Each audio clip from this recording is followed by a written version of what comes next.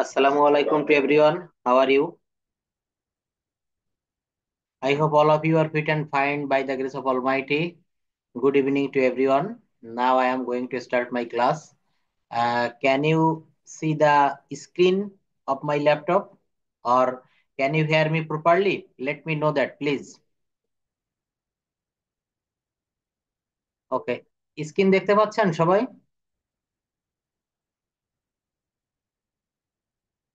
ধন্যবাদ। আমি আপনাদের এতদিন যে ক্লাসগুলো নিয়েছিলাম এগুলো সব গ্রামার বেস এবং এই ক্লাসগুলো থেকে আপনারা বেসিক সম্পর্কে খুব ক্লিয়ার একটি ধারণা পেয়েছেন।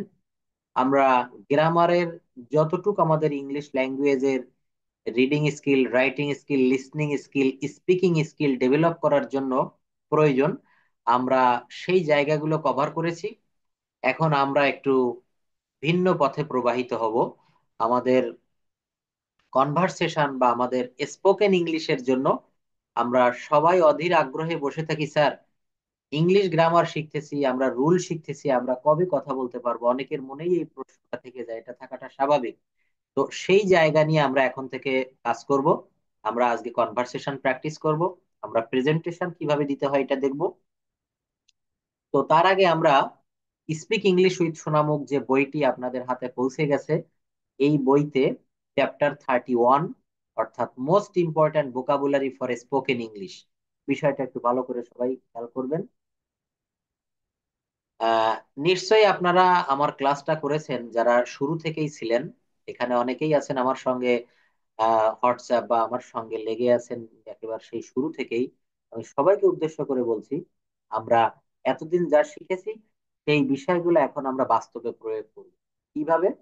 Most important vocabulary for spoken English, আমরা এখন স্পোকেন ইংলিশে কিভাবে ভোকাবুলারি গুলো আমরা মুখস্থ করব, আমাদের কি কি ভোকাবুলারি প্রয়োজন হবে, সেই ভোকাবুলারি গুলো আমরা এখানে দেখতে পারবো। ভার্ব রিলেটেড ভোকাবুলারি প্রথমে রয়েছে কি? Verb related vocabulary. আপনারা খুব ভালোভাবে মনোযোগ সহকারে এই বিষয়গুলো দেখবেন। আপনাদের স্পোকেন ইংলিশের যত সমস্যা আছে, আশা করি সমস্যাগুলো সব সলভ হয়ে যাবে। Verb related vocabulary, common action verb, এই জায়গাটাও কিন্তু এখানেও আমাদের শেখার অনেক কিছু আছে। কি বলছে? Common action verbs. এই কমন অ্যাকশন ভার্ব এখানে আমি কি বললাম শেখার আছে কি? আমরা পড়েছিলাম ভার্বের প্রকারভেদের ভিতরে যে কার্যকারিতার উপরে ভিত্তি করে ভার্বকে দুইটা ভাগে ভাগ করা হয়। একটা হচ্ছে অ্যাকশন ভার্ব, আর একটি হচ্ছে স্ট্যাটিভ ভার্ব। এই ভার্ব গুলা যদি আপনারা ভালোভাবে স্যারের যে বইটা রয়েছে এই বইতে একটু মুখস্থ করে নিবেন। আমি আমার ব্যাচে, অনলাইন ব্যাচ বা অফলাইনেও পড়ানোর ভিতরে একটি কথা বারবার বলি, সেটা হচ্ছে ভার্বের ব্যবহারটা যদি ভালোভাবে শিখতে পারেন, আমি আবারও বলছি, ভার্বের ব্যবহারটি যদি ভালোভাবে শিখতে পারেন, ইংলিশ ল্যাঙ্গুয়েজটা 50% আপনার কাছে সহজ হয়ে যাবে। আরেকটা জায়গা আমি কথা বলবো, সেই জায়গাটি হচ্ছে টেন্স যদি ভালোভাবে ধরতে পারেন, টেন্স যদি ভালোভাবে শিখতে পারেন, তাহলে আপনার কাছে ইংলিশ ল্যাঙ্গুয়েজটা প্রায় 80% আপনার কাছে সহজ হয়ে যাবে। তো ভার্বের কথা বলেছি 50%, আর 30% বলেছি টেন্স এর ক্ষেত্রে। আমি 20% হাতে রেখেছি। এই যে 20% আমি হাতে রেখেছি, এই জায়গাটা হচ্ছে modal verb, semi modal verb, তারপর আমার ইউজ টু এর ব্যবহার, এটাও মডাল ভার্বের ভিতরে পড়ে। অর্থাৎ টেন্সের বাইরে কিন্তু আরো কিছু জিনিস রয়েছে। যেমন আমি কাজটি করি, এই কথাটি যদি আমি বলি, তো এটা হচ্ছে আমার প্রেজেন্ট ইনডেফিনিট টেন্সের একটি বাক্য। আপনি এখানে টেন্স মেইনটেইন করে করতে পারবেন। I do the work, I do the work. কিন্তু আমি একই কথা যদি একটু ঘুরিয়ে বলি, আমি কাজটি করতে পারি, তখন আপনি কিভাবে করবেন? তখন বাক্যটা করতে হবে I can do the work. এখানে আপনি কোনো টেন্সের ভিতরে, টেন্সের কোনো রুলের ভিতরে এই বাক্যটা আপনি দিয়ে করতে পারবেন না। তো এখানে কি হলো? I do the work, present indefinite tense, আমি কাজটি করি আর আমি কাজটি করতে পারি। এখানে আপনাকে মডাল ভার্বের ব্যবহার, ক্যান নামক একটি মডাল এনে এই বাক্যটি করতে হবে। অর্থাৎ সব জায়গায় আমরা টেন্সের ব্যবহার করব না, তো বেশিরভাগ জায়গা আমাদের টেন্সটা খেয়াল রাখতে হবে, এবং এই টেন্সের পরেই আমাদের মডাল, সেমি মডাল, এই বিষয়গুলো আমাদের খুব গুরুত্ব দিয়ে দেখতে হবে। আমার কথা কি প্রত্যেকের কাছে খুব ক্লিয়ার ভাবে পৌঁছাচ্ছে? জি স্যার। ধন্যবাদ। প্রশ্ন করার সুযোগ পাবেন, আগে একটু আমরা পড়াশোনাটা করে নিই। কমন অ্যাকশন ভার্ব কি কি? ইট অর্থ খাওয়া, ড্রিঙ্ক অর্থ পান করা, স্লিপ ঘুমানো, স্পিক কথা বলা, ওয়াক হাঁটা, রান দৌড়ানো, সিট বসা, স্ট্যান্ড দাঁড়ানো, রিড পড়া, রাইট লেখা, ওপেন খোলা। এইখানে একটা জিনিস আপনারা খেয়াল করবেন, প্রত্যেকটি কিন্তু এক একটি ভার্ব, প্রত্যেকটি এক একটি ভার্ব, এবং এটা হচ্ছে অ্যাকশন ভার্ব। অ্যাকশন ভার্ব কেমন? আমি যদি বলি ইট মানে হচ্ছে খাওয়া, তো এই খাওয়া কাজটি নিজের হাত দিয়ে হাত নাড়াতে হয়। ড্রিঙ্ক অর্থ পান করা, আমাদের শরীরের কোনো না কোনো অঙ্গ পান করার কাজে ব্যবহার করা হয়। স্লিপ শব্দের অর্থ ঘুমানো, অর্থাৎ এটাও কিন্তু একটা অ্যাকশন ভার্ব। স্পিক অর্থ কথা বলা, ওয়াক মানে হাঁটা, হাঁটতে গেলে আমার পাটি নাড়াতে হয়, পা নাড়িয়ে কিন্তু হাঁটতে হয়। তো এগুলাকে বলা হচ্ছে অ্যাকশন ভার্বের vocabulary. Verb from communication, verbs for communication, যোগাযোগ করার জন্য যে ভার্ব গুলো লাগে, say, ask, answer, call, listen, hear, talk, think, believe, know, understand, forget, rain, shine, grow, fall, bloom. অর্থাৎ আমরা কারো, কোনো ব্যক্তির সঙ্গে যদি কমিউনিকেশন করতে চাই, তখন কিন্তু আমাদের এই ভার্বগুলা কাজে লাগবে। এই ভার্বগুলা কিভাবে কাজে লাগবে, আমরা এটা কিভাবে দেখব, এই বিষয়গুলো কিন্তু আমরা আজকে সম্পূর্ণ কথা বলবো।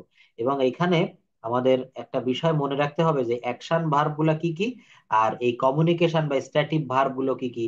এই বিষয়গুলো কিন্তু আমাদের খুব ভালোভাবে একটু মুখস্থ করতে হবে। যাদের হাতে বই পৌঁছে গেছে, আপনারা এগুলো একটু দেখবেন। আমার আজকের পড়ানোর বিষয় এইটা না, এটা আপনাদের জাস্ট একটু ধারণা দিয়ে কিভাবে আমরা কনভারসেশন করতে পারবো, কিভাবে আমাদের এই কনভারসেশনটা আমরা প্র্যাকটিস করতে পারবো, এইগুলা কিন্তু আমরা দেখবো। এটা আমরা দেখবো। তো এখানে আমরা আরেকটু দেখি, ডাই শব্দের অর্থ মারা যাওয়া, ফিল মানে অনুভব করা। এখানে অনেকেই আছেন ইংলিশে মোটামুটি বুঝতেন, কিন্তু এই ক্লাসটা করার পরে আপনার সেই জায়গাটা অনেকটা ডেভেলপ হয়েছে। তো এখনো বলছি, যারা একেবারে খুবই দুর্বল আছেন ইংলিশে, এই ভার্ব ফর্ম গুলো একটু, ভার্ব ফর্ম না, এই ভার্ব গুলো একটু মুখস্থ করবেন। এই ভার্ব গুলা কেন মুখস্থ করবেন? কারণ এই ভার্ব গুলা মুখস্থ করলে,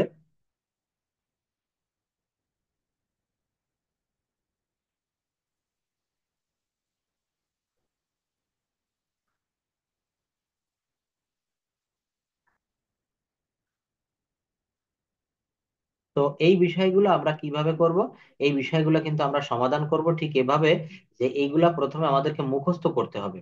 এগুলো আপনি যত বেশি মুখস্থ করবেন, আপনার তত বেশি কাজে দিবে। যেমন ব্রেথ মানে শ্বাস নেওয়া, কফ শব্দের অর্থ কাশি, স্নেজ হাসি দেওয়া, ফিল পেইন ব্যথা অনুভব করা, এক্সারসাইজ ব্যায়াম করা, হেল মানে আরোগ্য লাভ করা, বয়েল শব্দের অর্থ সিদ্ধ করা, ফ্রাই শব্দের অর্থ ভাজি করা, কাট শব্দের অর্থ কাটা, মিক্স মানে মেশানো, পেল মানে খোসা ছাড়ানো, সার্ভ মানে পরিবেশন করা, মেমোরাইজ মানে মুখস্থ করা। এগুলো আপনি একটু মুখস্থ করবেন, এগুলো একটু আপনি মেমোরাইজ করবেন। এই মেমোরাইজ ওয়ার্ড গুলা মেমোরাইজ করতে হবে। কেন বলছি এগুলা? যেমন টিচ মানে হচ্ছে শেখানো, যদি বলা হয় আমি তাকে শিখাই, আমি তাকে শিখাই। আমি একটু পরে যদি আনমিউট করি, আপনারা একটু কথা বলবেন। আর প্রত্যেকদিন ক্লাসের যে হোমওয়ার্ক গুলো থাকে, আপনারা এগুলো সামনে খাতা ওপেন করে নিয়ে বসবেন। আমি যখন রোল কল করার মতো নাম কল করব, তখন রেইজ হ্যান্ড প্রেস করবেন, সেখান থেকে আমি ডেকে নিব। আমার কথাটা নিশ্চয়ই আপনারা বুঝতে পেরেছেন। তো এখানে এই যে টিচ শব্দের অর্থ শেখানো, আমি তাকে শেখাই, এটা কি হবে কেউ বলতে পারবেন? সামিউন নাহার বলতে পারবেন? আচ্ছা, আমি এখন আর আনমিউট করব না, আবার একটু পড়িয়ে নি। দেখেন, টিচ শব্দের অর্থ হচ্ছে শেখানো। টিচ শব্দের অর্থ কি বলেন তো? শেখানো। অর্থাৎ আমি তাকে শেখাই, I teach him, I teach him. দেখেন এখানে একটা বিষয় আছে, বিষয়টা হচ্ছে পজিটিভ ভার্ব। পজিটিভ ভার্ব শব্দের অর্থ হচ্ছে প্রযোজক ক্রিয়া। পজিটিভ শব্দের অর্থ হচ্ছে প্রযোজক ক্রিয়া। সাবজেক্ট যখন নিজে কাজ না করে অপরকে দিয়ে কাজ করায়, তখন এগুলাকে বলা হয় পজিটিভ ভার্ব। যেমন ইট মানে খাওয়া, আই ইট রাইস, আমি ভাত খাই, বা আমি খাই আই। তো আমি একবার আমার এক অফলাইনের এক স্টুডেন্টকে আমি বলেছিলাম যে, বলো তো, আই ইট আমি খাই, আর আমি তোমাকে খাওয়াই, এটা কি হবে? আই ইট আমি খাই, আর আমি তোমাকে খাওয়াই, এটা কি হবে? তো সে বলেছিল, স্যার, আই ইট ইউ। তো আমি তখন চিন্তা করলাম যে মানুষ যদি আমরা কজেটিভ ভার্ব না শিখি, আমরা যদি কি না শিখি বলেন তো, কজেটিভ ভার্ব। এই কজেটিভ ভার্ব যদি আমরা না শিখতে পারি, তাহলে আই ইট আমি খাই, আর আমি তোমাকে খাওয়াই, সে বলেছিল আই ইট ইউ, অর্থাৎ আমি তোমাকে খাই। কি হলো বলেন তো, আমি তোমাকে খাই। তো আমি একটা মানুষকে আরেকটা মানুষকে খাই, এটা বললে কি সবাই খুব জোরে শব্দ করে হেসে উঠবে না? আই ইট ইউ, আমি তোমাকে খাই। কিন্তু এখানে কি তাই হবে? ইট মানে খাওয়া, আর খাওয়া ইংরেজি কি? ফেড। ফেড। তো এই শব্দগুলা কিন্তু আমাদেরকে মুখস্থ করতে হবে পজিটিভ ভার্বের ক্ষেত্রে। আমি তোমাকে শেখাই, মা শিশুকে চাঁদ দেখায়, মা শিশুকে চাঁদ দেখায়, আমি আমার চুল কাটালাম, আমি আমার বাড়িটির রং করিয়ে নিলাম। এইসব কাজগুলা নিজে করা যায় না, অন্যকে দিয়ে করাতে হয়। এগুলাকে বলে পজিটিভ ভার্ব। তো আমার মেইন ফোকাস থাকবে হচ্ছে এই যে অ্যাকশন ভার্ব গুলা। আপনারা কাইন্ডলি এই ভার্ব গুলা একটু মুখস্থ করবেন। এগুলা কি করতে হবে? এই ভার্ব গুলো আপনাদেরকে মুখস্থ করতে হবে, এর কোনো বিকল্প নাই। পরবর্তীতে দেখেন, সেল মানে বিক্রি করা, আরো অনেক শব্দ আছে এখানে। বার্গেইন দর কষাকষি করা, আর্স কোনো কিছু ক্রয় করা, ডান্স নৃত্য করা, সিং গান গাওয়া, ডিজাইন নকশা করা। অর্থাৎ এই ভার্বগুলো আপনাকে অবশ্যই অবশ্যই মুখস্থ করতে হবে, এর কোনো বিকল্প নাই। পরবর্তীতে কি আছে? Most important adjective related vocabulary. দেখেন, এটা আমার মূল বিষয় না, আমি এর সামান্য একটু ধারণা দিয়ে চলে যাব। আজ কিন্তু আমরা, এতদিন আপনারা অনেকেই প্রশ্ন করতেন আমাকে যে স্যার, আমরা কবে কথা বলা শিখবো, স্যার আমাদের কবে প্রেজেন্টেশন দিবেন। আজকেই সেই আপনাদের কাঙ্ক্ষিত জায়গায় একটু পরে আমি চলে যাব। তো তার আগে এই বিষয়গুলো যদি ভালো করে না বোঝা যায়, এটা যদি কমপ্লিট না করা যায়, তাহলে কিন্তু আমরা কখনোই ওই প্রেজেন্টেশন দিতে পারবো না, ওই কনভারসেশন করতে পারবো না। কি বলছে? Most important adjective related vocabulary. Most important adjective related vocabulary, positive adjective, negative adjective. দেখেন, এটা অনেকে বলে যে স্যার অ্যাজ এ ভোকাবুলারি তো হয়, তো আবার অ্যাডজেক্টিভ ভোকাবুলারি কি হয়? সোহাগ স্যারের ব্যাজের এইটাই হচ্ছে একটা বিশেষত্ব। বিশেষত্ব কি? স্যার এখানে প্রত্যেকটা জিনিস স্পেসিফিক, মানে নির্দিষ্ট করে করে ভেঙে ভেঙে বোঝায়। আপনারা এইভাবে কেউ কোথাও কোনো বইতে পেয়েছেন কিনা জানি না, যদি পান আমাকে একটু বলেন। থাকতে পারে, আমি কোনো বইকে ছোট করছি না, তবে স্যারের এই যে বইটি স্পিকিং শোনামুখ, এই বইতে দেখবেন চ্যাপ্টার 31। আমি যেগুলা পড়াচ্ছি, যদি কারো সামনে বই থাকে, এটা হচ্ছে 303 পেজে রয়েছে। 303 পেজ, চ্যাপ্টার 31, পজিটিভ অ্যাজেক্টিভস। বিউটিফুল, সুন্দর, অর্থাৎ অ্যাজেক্টিভের আবার ভোকাবুলারি। অর্থাৎ এখানে স্যার যে ভোকাবুলারি গুলো উল্লেখ করেছেন, দেখেন আমি একটু মার্ক করে দেই, এখানে স্যার যে ভোকাবুলারি গুলো উল্লেখ করেছেন, সবগুলাই হচ্ছে অ্যাজেক্টিভ। তো এইটা আপনাদের মনে হয় অনেক সুবিধাজনক হবে। কিভাবে? একই জায়গায় যদি অনেকগুলা অ্যাজেক্টিভ শব্দ আমরা পেয়ে যাই, যেমন বিউটিফুল মানে সুন্দর, ব্রেভ মানে সাহসী, ব্রাইট মানে উজ্জ্বল, ক্লেভার মানে চালাক, ক্রিয়েটিভ সৃষ্টিশীল, ডিলিশিয়াস সুস্বাদু, তারপর ডিসঅবিডিয়েন্ট অবাধ্য, গ্রিডি লোভী, ইগনোরেন্ট অজ্ঞ, জিলাসি জিলাস ঈর্ষান্বিত, লেজি অলস। এই প্রত্যেকটা ওয়ার্ড কিন্তু অ্যাজেক্টিভ। এরা parts of speech, adjective. Parts of speech যে 8 প্রকার, তারা যে 8 ভাই, তার ভিতরে অ্যাজেক্টিভ নামক যে ভাই, এই ভাইয়ের অধীনে কিন্তু এরা থাকে। Lazy, ignorant, delicious, creative, clever, এগুলো হচ্ছে পজিটিভ অ্যাজেক্টিভ। তারপর কি হলো দেখেন, এখানে আবার নেগেটিভ অ্যাডজেক্টিভও দিয়েছে। আমি আসলে, দেখেন, যারা বইটা পেয়েছেন অনেকেই দেখলাম কমেন্ট করেছেন। আমি সত্য কথা বলছি, আমি জোর গলায় বলতে পারি, এই যে স্যারের একটা প্রয়াস বা পরিশ্রম, এটা কিন্তু সত্যি প্রশংসার দাবিদার। এটা স্যার প্রশংসা করতেই পারে। এইভাবে কিন্তু আমি খুব কম দেখিনি কখনো, যে পজিটিভ অ্যাডজেক্টিভস আবার নেগেটিভ অ্যাডজেক্টিভস। অর্থাৎ বিউটিফুল মানে সুন্দর, ব্রেভ মানে সাহসী, এখানে আমরা পজিটিভ অ্যাডজেক্টিভ দেখলাম। আবার কিছু নেগেটিভ জাতীয়, মানে যে শব্দগুলোর ভিতরে একটু নেগেটিভ বা না বোধক শব্দ থাকে, কেমন অ্যাংরি অর্থ রাগান্বিত, অ্যারোগ্যান্ট অর্থ অহংকারী, ক্রুয়েল মানে নিষ্ঠুর, ডার্টি মানে নোংরা, ডাল নিরানন্দ, লেজি অলস, স্যাড দুঃখিত, তারপর সাই লাজুক। এগুলো কিন্তু একটি নেগেটিভ শব্দ বোঝায়, এগুলো কিন্তু একটি নেগেটিভ বোঝায়।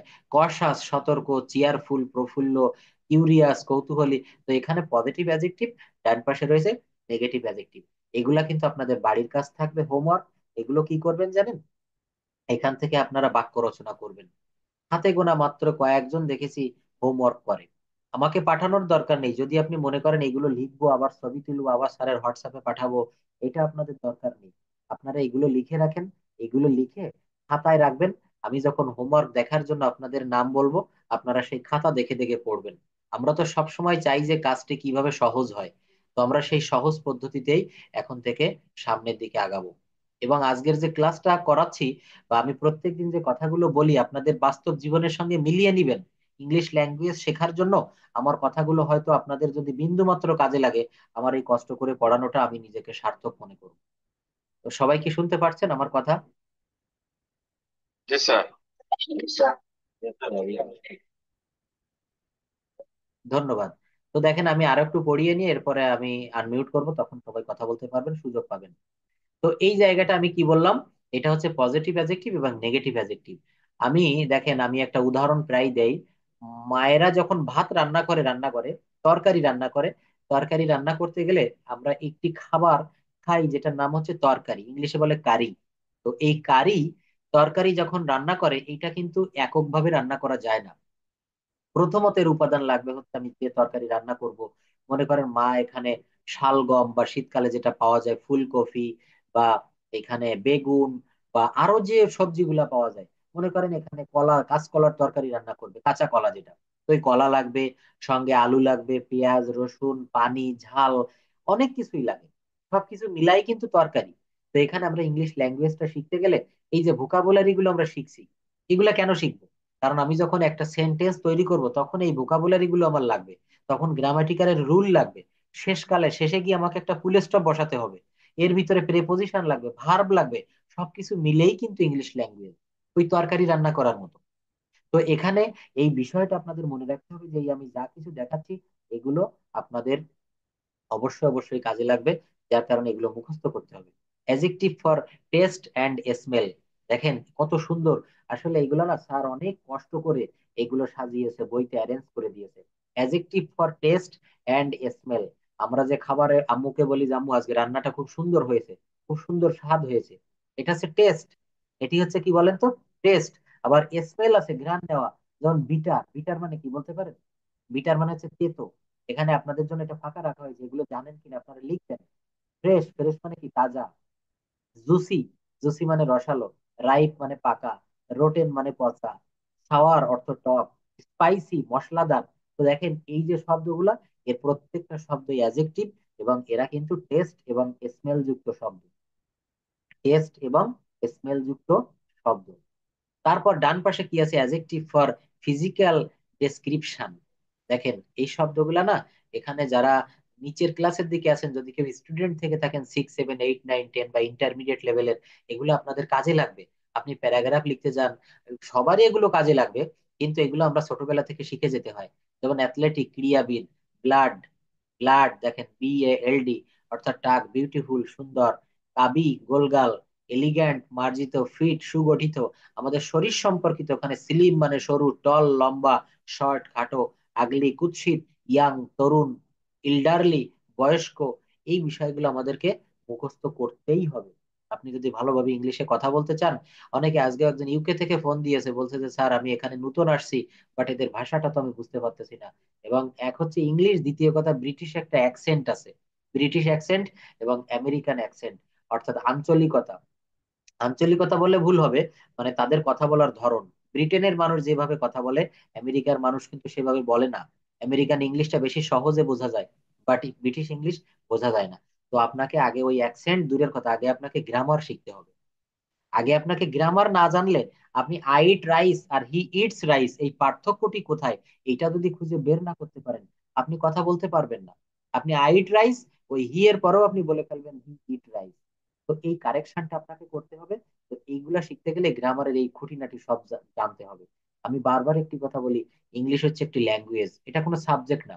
অঙ্ক একটা সাবজেক্ট, হিস্ট্রি একটা সাবজেক্ট, ইকোনমিক্স একটি সাবজেক্ট, এগুলো কোনো ল্যাঙ্গুয়েজ না। বাট ইংলিশ একটা ল্যাঙ্গুয়েজ, এবং ভাষা একটা ল্যাঙ্গুয়েজ কখনো একদিনে শেখা যায় না। একটা শিশু যখন 1.5 2 বছর বয়স হয় তখন থেকে কথা বলা শুরু করে, তো সে কিন্তু প্রথমে অল্প অল্প করে বলা শেখে, বাবা মা বই খাতা কলম। তারপর ধীরে ধীরে প্রাপ্ত বয়স্ক হলে সব শব্দ সে শিখে যায় অটোমেটিকলি। কিন্তু আমাদেরকে একটি বিদেশি ভাষা শিখতে গেলে আমাদেরকে গ্রামার জানতে হবে, আমাদেরকে প্রচুর পরিমাণে ভোকাবুলারি জানতে হবে। Then you will be able to speak in English. If you want to speak in English like the native speaker, you must know the rules of grammar, and you must memorize so many vocabularies. Then you will be able to speak in English fluently, as the gentle rains comes from the sky. Do you understand? তো এই শব্দগুলা আপনাকে মুখস্থ করতে হবে। এখানে adjective for time and speed, adjective time এবং speed, annual বার্ষিক, ডেইলি দৈনিক, আর্লি প্রারম্ভিক, ফাস্ট দ্রুত, লেট বিলম্বিত, মডার্ন আধুনিক, ওল্ড ফ্যাশন সেকেলে, কুইক দ্রুত, adjective for material and texture. দেখেন কত শব্দ এখানে দেওয়া আছে। তারপর কি আছে, most important adverb related vocabulary. এই জায়গাটা একটু দেখেন, একটু গ্রিন কালার দিয়ে হাইলাইট করে দিলাম। Adverb related vocabulary, adverb related vocabulary, এটা কখনো দেখেছেন? ডিকশনারিতে আপনি অনেক অ্যাডভার্ব পাবেন, কিন্তু এক জায়গায় অনেকগুলো অ্যাডভার্বের সংযোজন, এটা কিন্তু সহজে আপনি পাবেন না। তো আমি বারবার একটি কথা বলি, স্পিক ইংলিশ উইথ সোনামুখ, এই যে বইটি, এই বইয়ের স্যার সোহাগ স্যার, আমি মনে করি মানে স্বর্ণ যেমন দামি, সোনার মতো দামি দামি কিছু জিনিস এখানে সংযোজন করেছে। যারা বইটি নিয়েছেন তাদেরকে ধন্যবাদ। তো এই দেখেন এখানে বলছে adverb related vocabulary, adverb related vocabulary এটা কেমন হয়?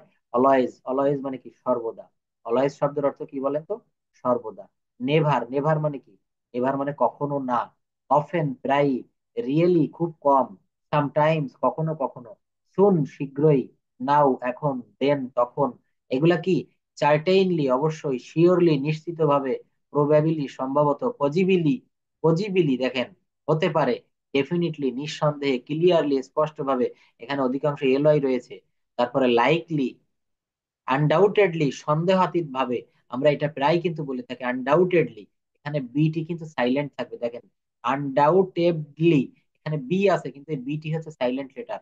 আমরা বলি না সন্দেহাতীত ভাবে এটা প্রমাণিত হয়েছে, আনডাউটেডলি। এই শব্দগুলো আপনারা মুখস্থ করবেন। এগুলো মুখস্থ করলে আপনারা প্রেজেন্টেশন বলেন, যা কিছু বলেন, খুব সুন্দরভাবে করতে পারবেন।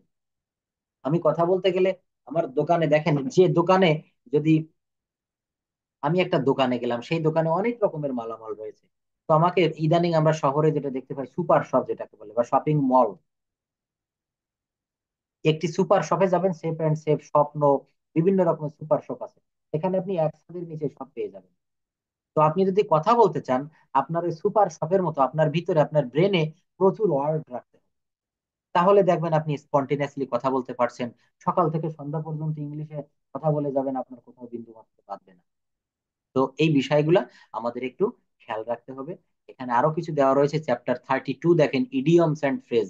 চ্যাপ্টার 32, এটাতে রয়েছে idioms and phrase. Idioms and ফ্রেজের ইংরেজির অলংকার স্বরূপ, ইংরেজি ভালোভাবে আয়ত্ত করতে গেলে ইংলিশের ইডিয়মস মুখস্থ করা, সেগুলো যথার্থ ব্যবহার জানা প্রয়োজন। জরুরি ইডিয়মস এর মধ্যে শাব্দিক অর্থ প্রাধান্য না পেয়ে বাগার্থ অর্থ, এখানে অনেক কথা রয়েছে, এগুলো আপনারা একটু পড়ে নিবেন। যেমন আমি একটু বলি, এ বেড অফ রোজেস, ফুল সজ্জা বা সুখকর অবস্থা। এ বার্ডস আই ভিউ, এক নজরে দেখা বা ভাষা ভাষা দৃশ্য, ব্ল্যাক শিপ কুলাঙ্গার। তারপর এ কুক অ্যান্ড বুল স্টোরি, আজগুবি গল্প। এ ডার্ক হর্স, রহস্যময় ব্যক্তি।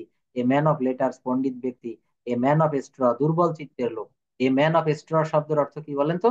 দুর্বল চিত্তের লোক। তারপর রয়েছে ম্যান অফ ওয়ার্ড, এক কথার লোকে। রেইনি ডে, দুর্দিন। A snake in the grass, গোপন শত্রু। দেখেন এটা আমরা প্রায় কিন্তু ব্যবহার করি, এ স্নেক ইন দ্য গ্রাস।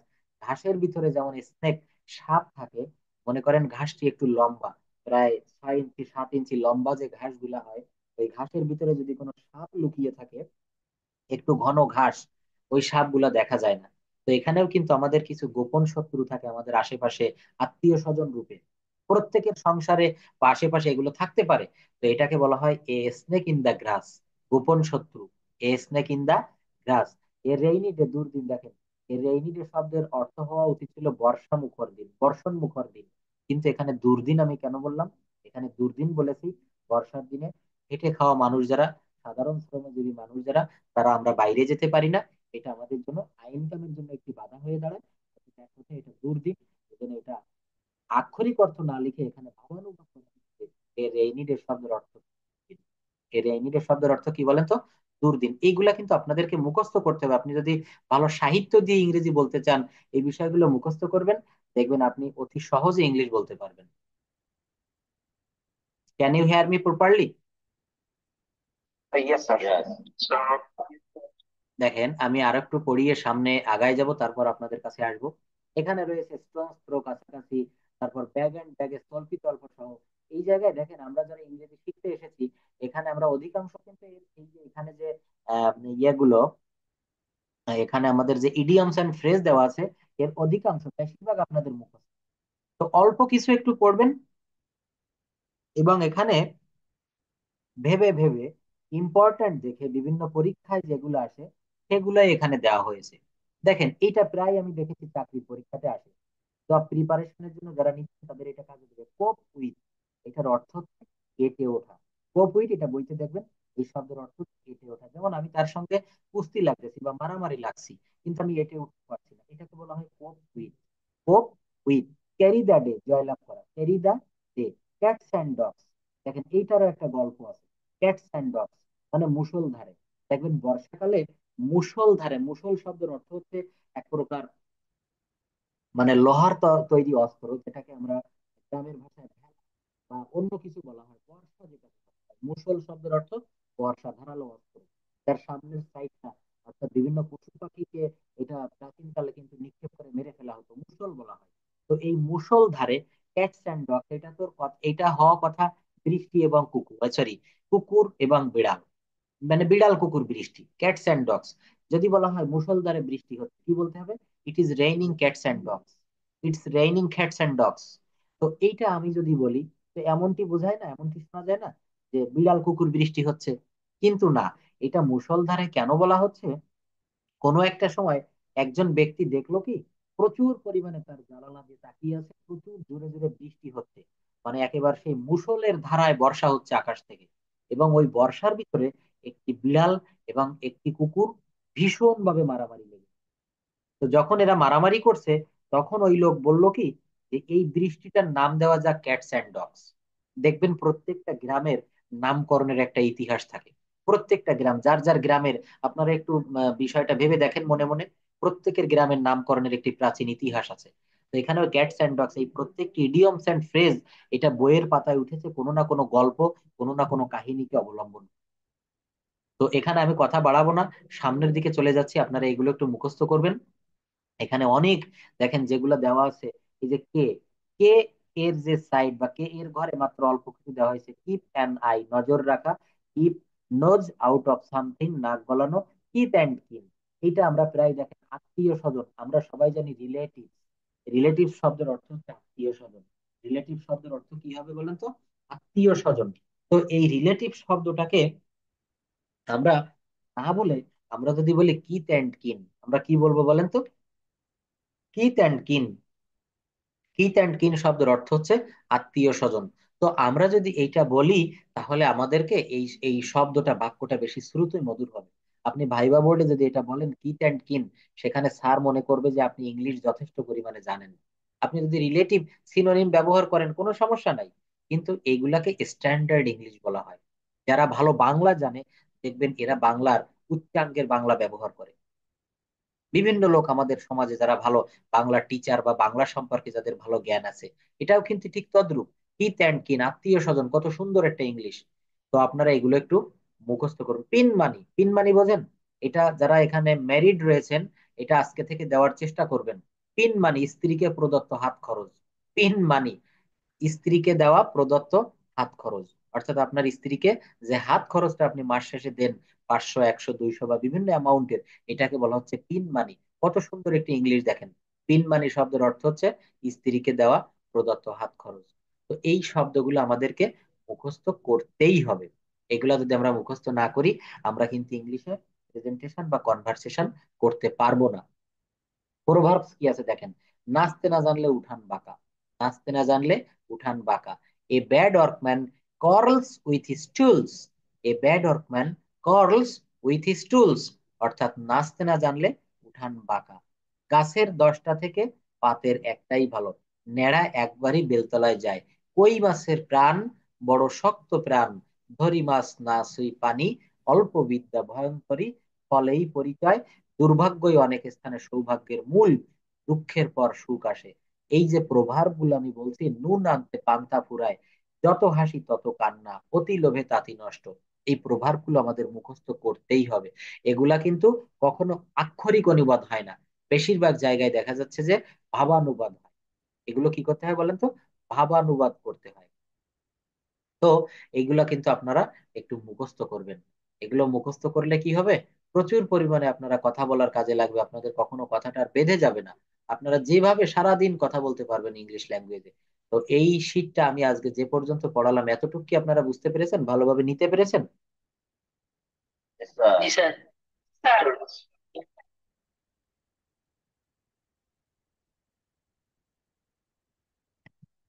হ্যাঁ, পিডিএফ দিব, সবই দিব। এখন আমার কথা আছে, আপনাদের প্রশ্নের উত্তর দিব। অনেকেই অনেক রকম ইম্পর্টেন্ট প্রশ্ন করেন, যেগুলো আমাদের মাথায়ও থাকে না। আসলে এই প্রশ্নগুলো থেকে কিন্তু আমরা বুঝতে পারি যে ঠিক আমাদের পড়ানোটা এইভাবেই পড়াতে হবে। তো এই কেবল কে জানি একটু বললেন যে স্যার এত মুখস্থ করতে গেলে অনেক সময় লাগবে। অবশ্যই লাগবে। আপনার আগামীকাল আবার ক্লাস থাকবে, তো আপনি মাত্র এই অল্প কয়েক ঘন্টা সময়ের ভিতরে কিভাবে মুখস্থ করবেন? কিন্তু এখানে একটি সিস্টেম অবলম্বন করতে হবে। কি করতে হবে? এই উপরের দিকে আপনি কয়েকটি মুখস্থ করবেন। এখানে যে ভোকাবুলারি গুলো দেখিয়েছে, এখান থেকে আপনি মনে মনে ইম্পর্টেন্ট গুলো একটু বেছে নিবেন। একদিনে হয় না, আমি বলেছি ইংলিশ ল্যাঙ্গুয়েজটা একদিনে শেখা যায় না। এই যে দেখেন যে জায়গাটা আমি ভোকাবুলারি নিয়ে কথা বলেছি, এই যে শব্দগুলো এখানে, এই শব্দগুলো তো একদিনে মুখস্থ করা যাবে না। এগুলো আপনাকে পড়তে হবে। এই সব যে আপনাকে হোমওয়ার্ক দিচ্ছি তা না, এখান থেকে আপনি বাক্য রচনা করবেন। এই যে বিউটিফুল দিয়ে লিখবেন, she is a beautiful girl. Brave দিয়ে একটা করবেন, ক্রুয়েল দিয়ে একটি করবেন। অন্তত আপনি 1-2 পৃষ্ঠা 3 পৃষ্ঠা একটু লিখে রাখবেন। লিখলে আরো কি হয় জানেন? হাতের লেখাটা সুন্দর হয়। এবং 10 বার পড়লে যে কাজ হয়, একবার লিখলে তার থেকে বেশি কাজ হয়। 10 বার পড়লে যে কাজ হয়, একবার লিখলে তার থেকে বেশি কাজে দেয়। তো এখানে এই বড় একটি শীট, এটা আপনি একদিনে পারবেন না, 2 দিনে পারবেন না। তো এটা নিয়ে রাখেন। আমি যে কথাগুলো বললাম এইগুলো আপনি আপনার হৃদয়ে গেঁথে রাখেন।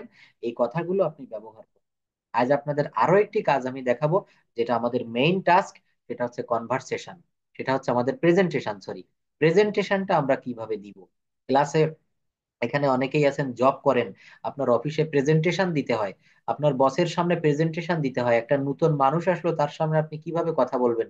সেই প্রেজেন্টেশনটা নিয়ে আজকে আমরা একটু কথা বলবো। এই দেখেন, এই যে প্রেজেন্টেশন, এটা হচ্ছে চ্যাপ্টার 34। এটা হচ্ছে চ্যাপ্টার 34, স্পিক ইংলিশ উইথ সোনামুখ যে বইটি, এই বইয়ের চ্যাপ্টার 34-এ রয়েছে how to give a presentation in English. How to give a presentation in English, ইংলিশে কিভাবে আপনাকে প্রেজেন্টেশন দিতে হয়। তো আজকের পড়ানোর, এতক্ষণ ধরে আমি যা আপনাদের শিখালাম, ওর থেকে বেশি ইম্পর্টেন্ট হচ্ছে এখন আমি যা আপনাদের শিখাবো। So listen to me carefully. How to give a presentation in English, কিভাবে ইংলিশে আমরা প্রেজেন্টেশন দিতে পারি, কিভাবে আমরা ইংলিশে প্রেজেন্টেশন দিব। এই জায়গাটা আমাদেরকে একটু, আপনাদেরকে আবার একটু, এবং বইটা আপনারা 2 থেকে 3 দিনের ভিতরে আমাদের কুরিয়ারের ডেলিভারি ম্যান আপনাদের হাতে পৌঁছে দিবে। যারা বইটি পেয়েছেন তারা একটু পড়ে কাইন্ডলি একটু ফিডব্যাক জানাবেন বইটি কেমন। দেখেন এখানে কনভারসেশন বলতে how to give a presentation in English, এটা হচ্ছে প্রেজেন্টেশন। আমরা কিভাবে ইংলিশে প্রেজেন্টেশন দিতে পারি, বাংলায় প্রেজেন্টেশন আর ইংলিশে প্রেজেন্টেশন আজকে একটু শিখে যান। আমরা এতদিন যারা গ্রামার করে আসছি, সেই গ্রামারের বাস্তবিক প্রয়োগ জায়গাটা হচ্ছে এই সেই প্রেজেন্টেশন। বাস্তবিক প্রয়োগ ক্ষেত্র এই প্রেজেন্টেশন। দেখেন, how can we start a good presentation before audience. কি বলছে? হাউ ক্যান উই স্টার্ট, কিভাবে আমরা শুরু করতে পারি a good presentation before audience. অডিয়েন্সদের সামনে কিভাবে আমরা একটা ভালো প্রেজেন্টেশন দিতে পারি, অডিয়েন্সদের সামনে কিভাবে আমরা একটা ভালো প্রেজেন্টেশন দিতে পারি। স্টার্টিং সিস্টেম অন, সিস্টেমটা অনেকগুলো আছে। প্রথম সিস্টেম, কিভাবে আপনি অনেক লোকের সামনে, এখানে যারা জব করেন, কে জানি একজন কক্সবাজারে আছেন, বললেন যে স্যার আমি তো এখানে প্রেজেন্টেশন দিতে চাই, আমার রিপোর্ট লিখতে হয়। এখানে আপনার টোটাল যে সমস্যাগুলো, আমরা কিন্তু এখন থেকে গ্রামারের আইটেম গুলো এখন আমরা করব না, যখন প্রয়োজন হয় তখন করব, কিন্তু এই প্রেজেন্টেশন, কনভারসেশন, রিপোর্ট রাইটিং, এগুলো আমরা, এগুলো যদি ভালোভাবে নিতে পারেন, একটু সহজভাবে বুঝতে পারেন, বোঝার চেষ্টা করেন, আপনার ডে টু ডে লাইফে এটা প্র্যাকটিক্যালি আপনি ইউজ করতে পারেন।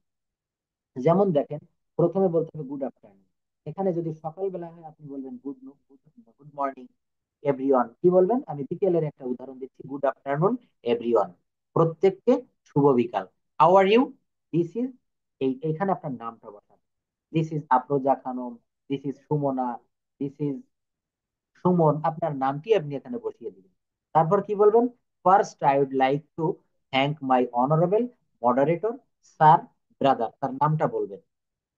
For giving for giving me chance chance to say a few words about the selected topic in front of you. এইটুকুর অর্থ কি? ফার্স্ট, প্রথমত, I would like to thank my honourable moderator. অর্থাৎ দেখেন, I would like two এর ব্যবহার আপনাদের কিন্তু আমি পড়িয়ে আসছি। এখানে যারা ক্লাসগুলো নিয়মিত করেন তাদের নিশ্চয়ই আপনার মনে আছে আমার সেই ক্লাসটা। উড লাইক টু এর ব্যবহার, অর্থাৎ I would like to thank, আমি ধন্যবাদ জ্ঞাপন করতে চাই মাই অনারেবল মডারেটর, অথবা স্যার, অথবা ব্রাদার, তার নামটি যদি জানা থাকে বলবেন। For giving for giving me chance, আমাকে একটি চান্স দেওয়ার জন্য। To say a few words, এটা কিন্তু একটা ফ্রেজের মানে একটা ইডিয়ম। যে ফিউ ওয়ার্ডস মানে আমাকে মানুষের সামনে বা এত এত অডিয়েন্সের সামনে, দর্শকদের সামনে কিছু বলার জন্য সুযোগ করে দেওয়ার জন্য ধন্যবাদ। For giving me a chance to say a few words about the selected topic, মানে একটা টপিক সিলেক্ট করে দিয়েছে ইন ফ্রন্ট অফ ইউ, আপনাদের সামনে বলার জন্য এই মডারেটরকে ধন্যবাদ। টুডেস টপিকস ইজ নেম, এখানে টপিকস এর নাম বলবেন। টপিকস এর নাম বলতে হবে। নাম বলার পর আপনি ওই পর্যন্ত থেমে যাবেন। এটা হচ্ছে আপনার স্টার্টিং, সিস্টেম ওয়ান। আপনি দ্বিতীয় আরেকটি সিস্টেমে কথা বলতে পারবেন। সেই সিস্টেমটি কি? Dear sir. কি বলতে হবে? Dear sir, I am thankful for giving me I am thankful for giving me sorry I am thankful for inviting me, আমাকে এখানে ডাকার জন্য বা আমাকে আমন্ত্রণ জানানোর জন্য ধন্যবাদ। Good evening. দেখেন, প্রথম যে সিস্টেমটা বলেছি, দ্বিতীয় সিস্টেমটা একটু আলাদা। Good evening, hope you are quite well, আশা করি আপনারা সবাই ভালো আছেন ফিজিক্যালি এন্ড মেন্টালি। আপনার সামনে যে অডিয়েন্স বসে আছে তাদের সামনে আপনি বলছেন যে হোপ ইউ আর, অথবা I hope you are quite well physically and mentally, শারীরিক ভাবে বা মানসিক ভাবে আশা করি আপনারা। আই অ্যাম ড্যাশ, এখানে আপনার নামটা বলবেন। এই নেইমের জায়গায় আপনি আপনার নাম বলবেন। I feel glad to be with you, আপনাদের সঙ্গে থাকতে পেরে আমি আনন্দ। Now I am going to start discussion on today's topic, এখানে যে টপিকটা দেওয়া আছে এই টপিকের উপর আমি এখন আলোচনা শুরু করতে যাব। নাও I am going to start discussion on today's topic. That's the topics name is, এখানে টপিকের নামটা বসান। এখানে টপিকের কি বসাতে হবে? নামটা বসাতে হবে। তারপর কিভাবে শুরু করবেন? Dear friend. এইবার দেখেন এখানে একটি লম্বা দাগ দেওয়া আছে, ডিয়ার ফ্রেন্ডস বলে আপনি এখানে শুরু করতে পারেন। প্রথম সিস্টেমটা দেখলেন, দ্বিতীয় সিস্টেমটা দেখলেন, দুটোই কিন্তু আলাদা। তৃতীয় সিস্টেমে আমরা কিভাবে কথা বলতে হয় সেই তৃতীয় সিস্টেমটা একটু দেখি। In the very beginning, my heartiest thanks to the honourable moderator for giving me a chance to say something in front of you. কত সুন্দর একটি সেন্টেন্স দেখেন। ইন দা ভেরি বিগিনিং, অর্থাৎ শুরুতে, মাই হার্টিয়েস্ট থ্যাঙ্কস, আমার আন্তরিক ধন্যবাদ, to the honourable moderator for giving me a chance, মডারেটরকে আমার আন্তরিক ধন্যবাদ, to say something in front of you, আপনাদের সামনে আমাকে কিছু বলার সুযোগ করে দেওয়ার জন্য মাননীয় মডারেটরকে আমার অন্তরের অন্তঃস্থল থেকে শুভেচ্ছা জ্ঞাপন করছি। Hi everyone, good morning. দেখেন, এই প্রেজেন্টেশনটা যদি একটু শিখতে পারেন, আপনাদের আগামী দিনের ক্লাসের জন্য আমার এই প্রেজেন্টেশনটা থাকবে হোমওয়ার্ক। তো কি বিষয়ের উপর প্রেজেন্টেশন দিবেন আমি দেখিয়ে দিচ্ছি, কিন্তু আপনাদের স্টার্টিংটা কিভাবে করবেন তিনটা সিস্টেমে আমি দেখাচ্ছি। যে কোনো একটি সিস্টেম আপনি অবলম্বন করতে পারেন। Hi everyone, good morning, my name is, এখানে আপনার নামটা বসাবেন।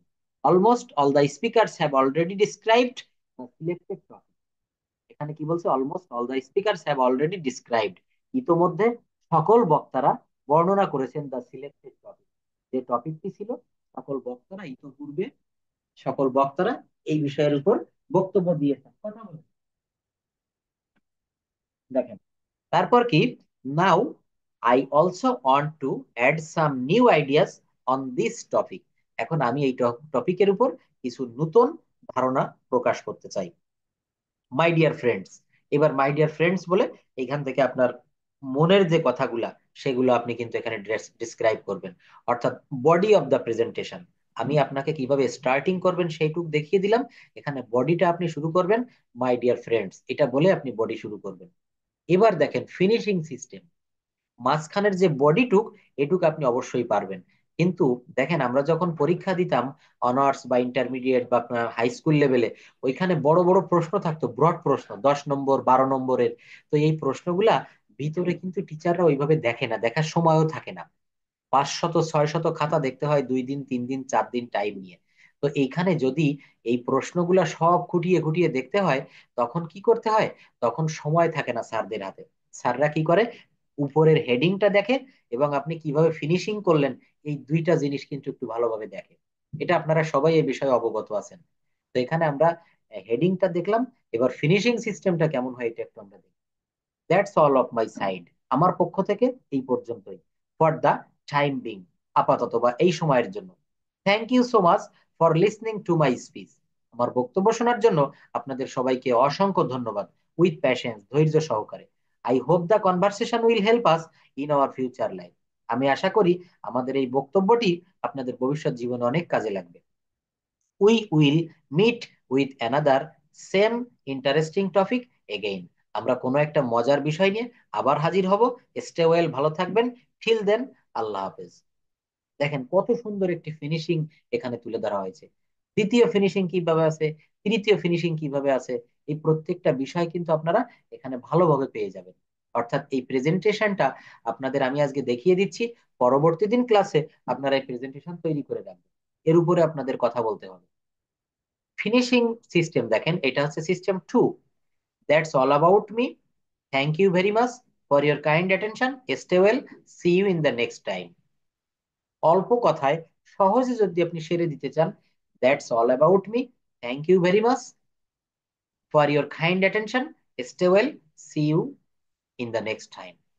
তো এইভাবে আপনি যদি এক মানুষের সামনে কথা বলা শুরু করেন, প্রেজেন্টেশন দিতে থাকেন, প্রথম দিকে হয়তো আপনার একটু ভুল হতে পারে। আপনি কথা বলা শিখবেন, এখানে আপনি প্রেজেন্টেশন তৈরি করবেন, আমার সাথে কথা বলে বলে আপনাদের যে জড়তা, আপনাদের যে ভয়, এটা দূর করবেন। দেখবেন হাজার হাজার শত শত মানুষের ভিতরে আপনি কথা বলবেন, আপনার বিন্দুমাত্র কোথাও কোনো জড়তা থাকবে না। Presentation on. দেখেন আমি এবার কিন্তু আপনাদের দেখিয়েছি কিভাবে একটা প্রেজেন্টেশন শুরু করতে হয় এবং কিভাবে একটা প্রেজেন্টেশন শেষ করতে হয়। এখন আমি আপনাদের দেখাবো কিভাবে একটি প্রেজেন্টেশন, টোটাল একটি বড় প্রেজেন্টেশন।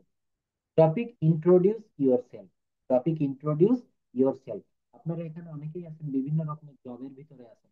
আপনাকে আপনার হায়ার অফিসার, আপনার উপরের যিনি আছেন, আপনার বস আপনাকে বললো যে আপনাকে প্রেজেন্টেশন দিতে হবে, আপনাকে একটা ভাইবা নিচ্ছে আপনার প্রমোশনের জন্য। আপনি রিটেনে পাশ করে গেছেন, এখন ভাইবা নেওয়া হবে। তো ভাইবায় আপনাকে আপনার টিচার বললো যে introduce your self in English. Introduce your self in English, give a presentation, introduce your self. নিজের বর্ণনা দিয়ে একটা প্রেজেন্টেশন দিন। তখন কিভাবে আমরা শুরু করবো এই বিষয়টা একটু ভালোভাবে দেখবো। আসসালামু আলাইকুম, good morning you all. Well, I am glad to introduce myself. My name is Saikat. এখানে যে যার নাম বসাবেন। প্রথমে কিভাবে শুরু করব? আসসালামু আলাইকুম, good morning you all. Well, I am glad to introduce myself. My name is, এখানে আপনার যার যার নাম বসাতে হবে। This is mister Saikat. তো এখানে আপনাদের নাম বসিয়ে দিবেন। I am 25 years old. I am 25 years old. দেখেন এই জায়গাটায় আমি একটু কথা বলি। এই বাক্যটি কোন টেন্সে আছে, কোন সেন্টেন্সের ভিতরে পড়ে? I am 25 years old. প্রত্যেকটা প্রেজেন্টেশন তৈরি করার সময় ইংলিশের প্রত্যেকটা বাক্য যদি আমরা ভাঙতে শিখে যাই, প্রত্যেকটা বাক্য যদি আমরা অ্যানালাইসিস করতে পারি, ওর পার্টস অফ স্পিচ গুলা খুঁজে বের করতে পারি, ইংলিশ ল্যাঙ্গুয়েজটা আমাদের কাছে অনেক সহজ হয়ে যাবে। I am 25 years old. আমার বয়স 25 বছর, বা আমি 25 বছরের লোক। তো এখানে আই এম 25 ইয়ার্স ওল্ড, এটা কোন tense? Present indefinite tense. Present indefinite টেন্সের গঠন প্রণালী কি? Subject plus verb plus object. তো আই সাবজেক্ট, এম হচ্ছে ভার্ব, 25 ওল্ড হচ্ছে এখানে আমার অবজেক্ট। তো এই যে বিষয়টা, এটা যদি আপনি টেন্সটা আইডেন্টিফাই করতে পারেন, আপনি একটা বাক্য সাজাতে পারবেন। আর একটা বাক্য সাজাতে পারলে ওই নিয়মে আপনি আরো শত শত বাক্য তৈরি করতে পারবেন। I am Bangladeshi by birth. জন্মসূত্রে আমি বাংলাদেশের নাগরিক। My home district is Bagerhat. এখানে যার যার হোম ডিস্ট্রিক্টে নামটা আপনারা লিখবেন। My home district is Dhaka, my home district is Khulna, এটা লিখতে পারবেন। At present I am living in Dhaka. At present I am living in Dhaka. I am a student, আমি একজন ছাত্র। I am having my undergraduate programme from City university in English language and literature. দেখেন কিভাবে নিজের জীবনের উপরে, নিজের সম্পর্কে ইন্ট্রোডিউস ইউর সেলফ, অর্থাৎ আপনার নিজের সম্পর্কে প্রেজেন্টেশন দিতে হয়, কত সুন্দর করে স্যার এখানে সাজিয়ে লিখে দিয়েছেন। এটা আপনাদের ডে টু ডে লাইফে সিভি তৈরি করার সময় এটা কিন্তু কাজে লাগে। এটা আপনি এই প্রেজেন্টেশনটা মুখস্থ করে ফেলেন। যারা এখানে বিভিন্ন জবের জন্য প্রিপারেশন নিচ্ছেন, এরকম প্রেজেন্টেশন আপনার সামনে আসবে। আপনি রিটেনে টিকে যখন ভাইবা দিতে যাবেন, তখন স্যার হঠাৎ করে বলে বসবে introduce your self in English. তো এখানে যে কথাগুলো লেখা আছে এইগুলোই আপনি মুখস্থ করে ফেলতে পারেন, এবং এর আদলে এইভাবে আপনি আরো প্রেজেন্টেশন দিতে পারবেন। So next, I am doing my bachelor degree in English language at City University. I am from Muslim middle class family, অর্থাৎ মুসলিম মধ্যবিত্ত পরিবার থেকে এসেছি। Our family consists of 7 members. আমাদের পরিবার 7 সদস্য নিয়ে গঠিত। My parents and I have lovely 4 brothers and only one sister. My father is a businessman. আমার বাবা একজন ব্যবসায়ী, and my mother is a housewife. I am married or single, এখানে যে যেভাবে আছেন সে সেই অবস্থাটা তুলে ধরবেন। I am married or single, যে যেভাবে থাকেন। My favourite sports are football, আমার প্রিয় খেলা football and cricket. My favourite colour are black and white. My favorite colors are black and white. I am interested in media. I am interested in media. My future plan is to be a teacher. আমার ভবিষ্যৎ পরিকল্পনা, আমি একজন শিক্ষক হব। That's all about me. Thank you for your patience in hearing. কত সুন্দর শেষে কি বলছে? That's all about me. Thank thank you for patience in hearing. ধৈর্য সহকারে শোনার জন্য সবাইকে ধন্যবাদ আমার তরফ থেকে। আজ এতটুকু। তো এই যে প্রেজেন্টেশনটা আমি উপস্থাপন করলাম, এইভাবে যদি আপনারা কারোর সামনে কথা বলেন, আপনার গ্রহণযোগ্যতা সেখানে 1000 গুণ বেড়ে যাবে। 20 জন যদি ভাইবা বোর্ডে উপস্থিত হয়, আপনি সেখানে 10-এর ভিতরে 9, 8 বা 10 পাইতে পারেন। এইভাবে যদি আপনি নির্ভুলভাবে প্রেজেন্টেশনটা উপস্থাপন করেন। তারপর কি আছে? Presentation 2, topic about daily activity. Topic about daily activity, দেখেন এখানে একটি কথা বলি। আমি এই যে ল্যাঙ্গুয়েজটা আপনাদেরকে শিখাচ্ছি, অনেকেই আমার সাথে আছেন অনেক দিন থেকে। এই ল্যাঙ্গুয়েজটা, গ্রামারের যে রুলস গুলো আমি শিখালাম, এখন একটা ভিন্ন জায়গায় চলে আসছি, প্রেজেন্টেশন শিখাচ্ছি, কনভার্সেশন শিখাবো, স্পিকিং প্র্যাকটিস শিখাবো, লিসনিং প্র্যাকটিস শিখাবো। তো এখানে প্রতিদিন অনেকেই হোয়াটসঅ্যাপে নক দেন যে স্যার, আমি তো এইভাবে ল্যাঙ্গুয়েজটা ভালোভাবে নিতে পারলাম না, এখনো আমার বেসিকটা দুর্বল থেকে গেল। আমি সেই সব স্টুডেন্টকে উদ্দেশ্যে বলতে চাই যে এই টাইমটার বাহিরে, এই ক্লাসগুলো শেষ যখন করি, অর্থাৎ 10টার পরে বা সন্ধ্যা টাইমে বা দিনের বেলাতেও আমাদের হাতে অল্প কিছু সময় থাকে। এই সময়ে বেসিকের যারা দুর্বল, পার্সোনালি তাদেরকে নিয়ে আমি একটি ব্যাচ অলরেডি করে দিয়েছি। সেখানে 3 থেকে 4 জন, বড়জোর 5 জন 6 জন এমন ভাবে থাকে। তো সেই পার্সোনাল ব্যাচ গুলোতেও আপনারা যদি অ্যাড হতে চান, বা সেখানে যদি আপনারা মানে বেসিক থেকে একেবারে মনে করছেন যে ভাষাটা শিখে আমি এখনো ভালো কিছু করতে পারিনি, আপনার যে দুর্বল জায়গাগুলা এইগুলাকে যদি আরো ডেভেলপ করতে চান, তো আমার সাথে হোয়াটসঅ্যাপে একটু যোগাযোগ করবেন।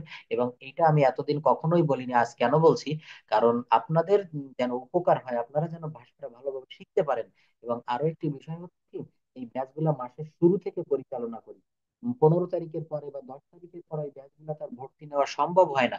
কারণ আমি যখন 3 থেকে 4টি ক্লাস অলরেডি কন্টিনিউ করে ফেলি, তখন যদি আপনি বলেন যে স্যার আমাকে একটু কাইন্ডলি ওই ব্যাচে ভর্তি করিয়ে নেবেন, এটা তাহলে সেখানে সম্ভব হয় না। কারণ দেখেন, পড়াতে গেলে অনেক কষ্ট হয়। এখানে অনেকেই আছেন টিচার, স্কুল কলেজের টিচার আছেন, আমি জানি পড়াতে গেলে, বিশেষ করে ল্যাঙ্গুয়েজ শেখাতে গেলে কিন্তু ব্রেনের উপর অনেক প্রেশার থাকে। তো যদি কেউ ভর্তি হতে চান বা সেখানে যদি ভালো কিছু করতে চান, আমাকে একটু জানাবেন। এবং এটা শুরু থেকে করতে হবে, যে কোনো এই একটা সেশনে শুরু থেকে করলে ওইটা আপনি ভালোভাবে বুঝতে পারবেন। ধারাবাহিক নাটকের মতো, এটা যদি আপনি মাঝপথে গিয়ে শুরু করেন কখনোই পারবেন না। তো এই যে যেভাবে প্রেজেন্টেশন শিখাচ্ছি, সবকিছুই আপনি ভালোভাবে শিখতে পারবেন। আপনাকে সময় দেওয়া হবে, আপনাকেও সময় দিতে হবে। আমি যতটা পরিশ্রম করব, তার দ্বিগুণ পরিশ্রম আপনাকে করতে হবে। দেখবেন ল্যাঙ্গুয়েজটা আপনি ফ্লুয়েন্ট হতে পারবেন। এবং এই ভাষাটা শিখে কারো কখনো কোনো লস হয়নি, কেউ বলতে পারবে না যে স্যার আমি ইংলিশ ল্যাঙ্গুয়েজটা শিখে বসে আছি, স্যার ইংলিশ ল্যাঙ্গুয়েজ শিখে আমার লস হয়েছে। সো নেক্সট, এখানে আমরা প্রেজেন্টেশন দেখবো about daily about daily activity. এই ডেইলি অ্যাক্টিভিটিসটা আমরা কিভাবে প্রেজেন্টেশন 2 থেকে আমরা একটু দিতে পারি, সেই বিষয়টা আমরা এখন একটু দেখে নিব, যে এই প্রেজেন্টেশন আমরা দ্বিতীয় নিয়মে কিভাবে করতে পারি। আমাকে সবাই ভালোভাবে শুনতে পারছেন? Yes, sir. Thank you. তো দেখেন, এখানে আমরা প্রেজেন্টেশন 2, অর্থাৎ আমরা 1 দেখেছি, এখন 2 দেখবো। Daily activities, about daily activities, সকাল থেকে সন্ধ্যা পর্যন্ত আমরা কি কি করি তার একটি উদাহরণ কিন্তু এখানে আছে। তো প্রথমে আসসালামু আলাইকুম, good afternoon to all, this is mister Saikat before you. দেখেন কত সুন্দর একটি ল্যাঙ্গুয়েজ, কত সুন্দর একটি sentence.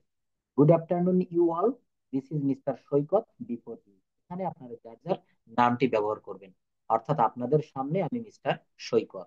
I am glad to share my feelings, I will try to say something about my daily. আমি আমার দৈনন্দিন জীবনের যে ক্রিয়াকলাপ এগুলো সম্পর্কে একটু বলার চেষ্টা করব। I get up early in the morning every day, আমি প্রতিদিন সকালে ঘুম থেকে উঠি। I brush my teeth, I brush my teeth. কেউ লিভ দিবেন না কাইন্ডলি, দেখেন একটা জায়গা যে আপনাদেরকে বোঝাচ্ছি, এটা পরবর্তী দিন আর পাবেন না। 132 জন জয়েন হয়েছিলেন, এখন 121 জন রয়েছেন। এই জায়গাটাকে যদি মিস করেন, এটা কিন্তু পরবর্তী দিন রেগুলার দেখানো সম্ভব না। একটু ধৈর্য ধরে থাকার চেষ্টা করেন। Then I wash my face and tap. এখানে একটা জিনিস দেখেন, এখানে জিনিসটা হচ্ছে কি, একটা ধারাবাহিকতা মেনটেন করে লেখা হচ্ছে। কি বলছে? I get early in the morning every day, প্রতিদিন আমি সকালে ঘুম থেকে উঠি। I brush my teeth, I brush my teeth, অর্থাৎ আমি আমার দাঁত ব্রাশ করি। Then I wash my face and take ablution to perform ফজর prayer. After that I do some morning, ফজর প্রেয়ারের পরে, নামাজ পড়ার পর আমি কিছু ব্যায়াম করি, এক্সারসাইজ করি। Then I refresh myself and have my breakfast. এই এক্সারসাইজ করার পর আমি কি করি? একটু রিফ্রেশ হই এবং আমি আমার সকালের নাস্তা গ্রহণ করি। Then I get ready to go to office. তারপর আমি অফিসে যাওয়ার জন্য রেডি হই। To I reach to office at 9:30 AM। Then I start doing my work. তারপর অফিসে গিয়ে আমি আমার কাজ শুরু করি। That is all about my daily activities. Thanks for your patience in.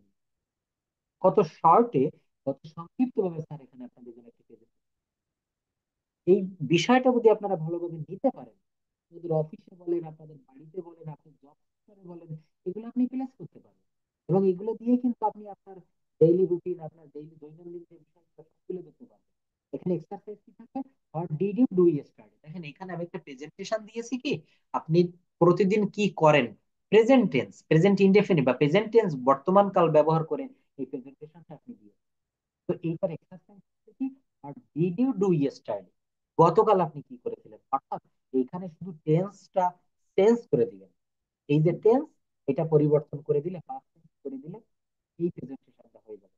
What did you do yesterday, অর্থাৎ গতকাল আপনি কি করেছেন। তারপর কি আছে? What will you do tomorrow. এই দুইটা হোমওয়ার্ক, এই দুইটা সবাই খুব ভালোভাবে একটু করে রাখবেন। আই হোপ ইট, আমি এটা আশা করি আপনারা এটা করে রাখবেন। What will you do tomorrow, what did you do yesterday, অর্থাৎ গতকাল কি করেছিলেন এবং আগামীকাল আপনি কি করবেন, এইটার উপরে আপনাকে present- তো এই প্রেজেন্টেশন দেওয়াটা, এটা কি খুব কঠিন কিছু হবে? এটা কি পারা যাবে বলেন তো?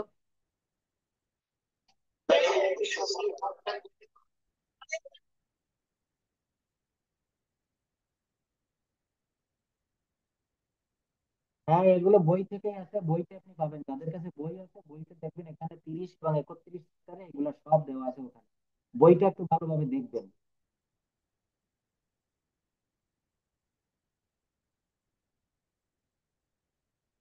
হ্যাঁ, এটা আমার হোয়াটসঅ্যাপে একটু নক দিয়ে না, হচ্ছে বললাম তো, এই যে প্রেজেন্টেশন যেভাবে শেখালাম বা যেভাবে আপনাদের গ্রামার গুলো আমি দেখেন, আমি কিন্তু প্রথম দিন আপনাদের প্রেজেন্টেশন দেইনি।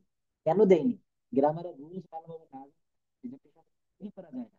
It's very easy and simple, কিন্তু এগুলো গ্রামারের রুল না জানলে অনেক কঠিন হয়ে যায়। তো এই গ্রামারের রুল আগে আপনাদেরকে, আমি বেসিকের রুল শেখালাম, এখন এই প্রেজেন্টেশন। তো এইখান থেকে হোমওয়ার্ক হচ্ছে এটা, যে what did you do yesterday and what will you do tomorrow. এবং আরো কিছু আপনাদের হোমওয়ার্ক থাকবে, ভোকাবুলারি গুলো দেখিয়েছি, ওই ভোকাবুলারি গুলো একটু practice। এবং আপনি তো, আপনাদের জন্য আমি তো একটু সুযোগ দিয়েছি যারা খুবই দুর্বল। এখান থেকে আমার নামটি মনে নেই, ইউএসএ থেকে কে যেন বলছিলেন যে স্যার, আমি আপনার পার্সোনাল যদি কোনো 1-to-1 সেশন থাকে, তো আমার হোয়াটসঅ্যাপে কাইন্ডলি একটু নক দিবেন। এবং মাসের শুরু থেকে এই ব্যাচ গুলো পরিচালিত হয়। কিছুদিন বাদেই আপনারা যদি নক করেন, আমি সরি, এটা নিতে পারবো না। এবং এখন যদি কারো সেইভাবে ল্যাঙ্গুয়েজটা নেওয়ার, ল্যাঙ্গুয়েজটা জানার, ল্যাঙ্গুয়েজ একটু ফ্লুয়েন্ট হতে চান, আমাকে একটু নক দিবেন। That's all for today, see you in the next class. Thank you.